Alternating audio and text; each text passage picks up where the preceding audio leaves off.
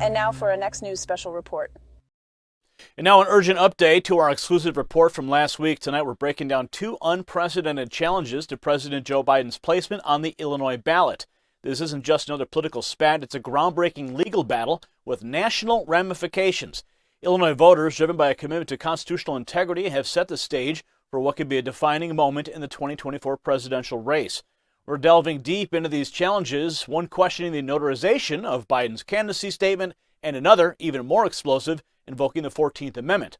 This story is more than just a local issue, it's a political earthquake with the power to shake the foundations of our electoral process. So stay tuned as we dissect these challenges and their potential to alter the political landscape. Remember, the implications are enormous.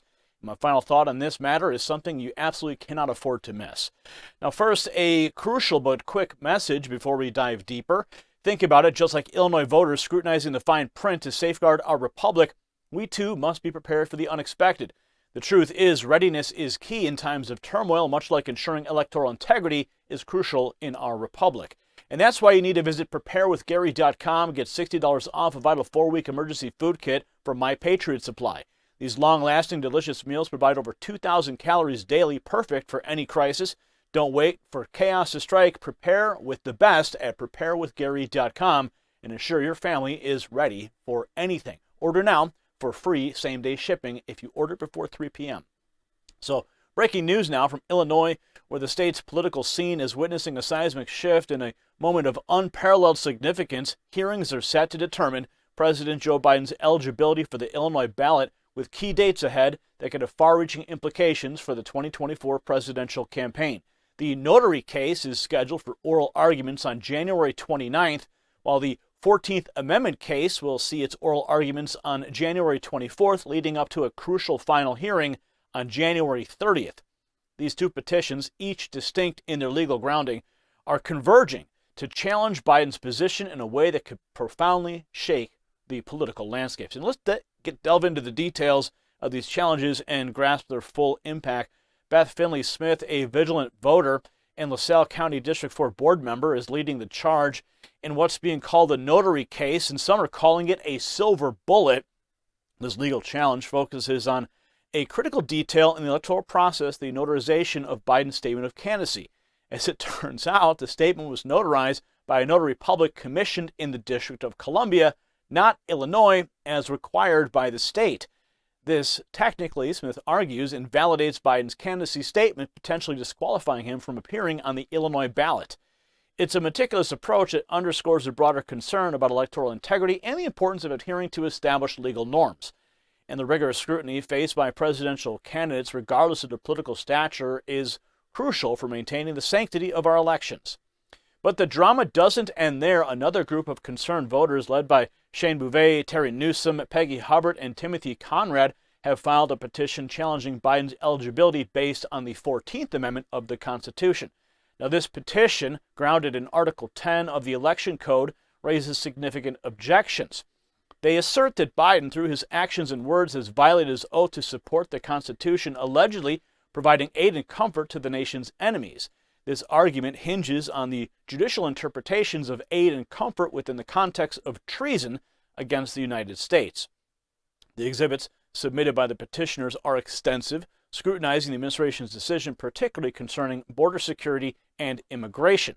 So let's delve into these exhibits. First, we have Exhibit A, which criticizes Biden for halting the construction of the border wall and altering immigration enforcement guidelines. Exhibit B is a report from the Committee on Homeland Security at lambast the Homeland Security Secretary Alejandro Mayorkas for the border crisis, arguing that these policies empower cartels and compromise national security.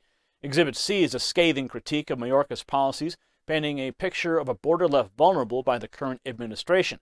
Exhibit D is a Senate resolution recognizing the constitutional rights of state governors to act against perceived border invasions. So what's happening in Illinois reflects a similar strategy used against another political titan, Donald Trump. In states like Colorado and Maine, efforts to block Trump from the ballot, citing the same 14th Amendment, are in motion. The Supreme Court's upcoming consideration of Trump's disqualification in Colorado could set a significant precedent, and these attacks, he views them as a badge of honor. Watch. Every time the radical left Democrats, Marxists, communists, and fascists indict me, I consider it actually a great badge of honor. Thank you very much. I appreciate it. Thank you very much.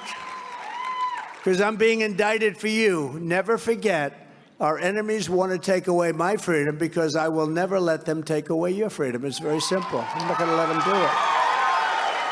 They want to silence me because I will never let them silence you. And in the end, they're not after me, they're after you. I just happen to be standing in their way, and I always will stand in their way.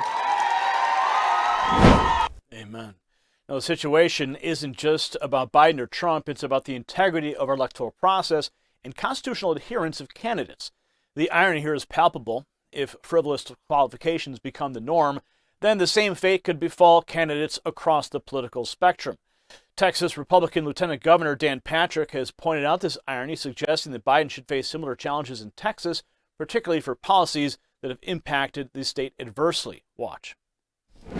We're fed up. In fact, seeing what happened in Colorado tonight, Laura, makes me think, except we believe in democracy in Texas, maybe we should take Joe Biden off the ballot in Texas for allowing 8 million people to cross the border since he's been president, disrupting our state far more than anything anyone else has done in recent history. And so this is so outrageous. 10,000, 12,000, 14,000 people a day crossing the border, 8 million now, people since he's been in office, enough to be the 12th largest state. It's incredible.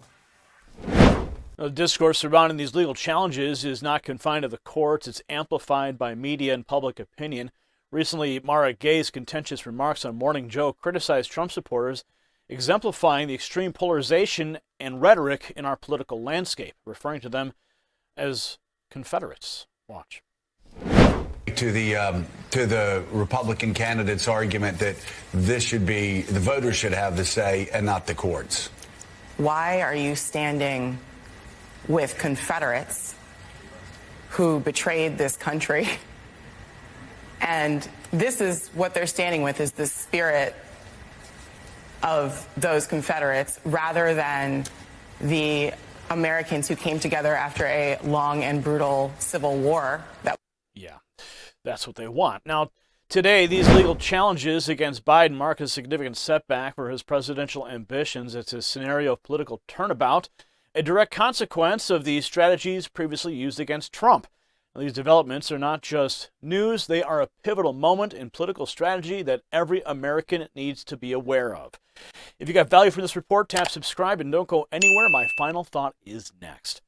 As we look ahead to the imminent oral arguments for the notary case on January 29th and the 14th Amendment case on January 24th, culminating in a decisive hearing on January 30th, we're reminded of the gravity of the situation. This isn't just another political drama, it's a defining moment for Joe Biden and indeed the American people.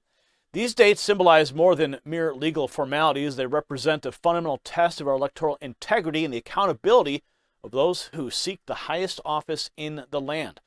The challenges facing Biden go beyond personal or party politics. They speak to the core of our republic's values. As Americans, we must be vigilant observers of these proceedings, understanding their implications not just for one candidate, but for the sanctity of our elections. This story is a crucial one, shedding light on the delicate balance of power and the consequences of political overreach. It's a lesson in the repercussions of strategic miscalculations, a warning that in the high-stakes game of political chess, every move counts. Congratulations, you made it to the end of the video. Now keep up your quest for truth with this next news report. And if you found our channel enlightening, join the millions who agree with you. Tap subscribe. Thank you for watching the Next News Network.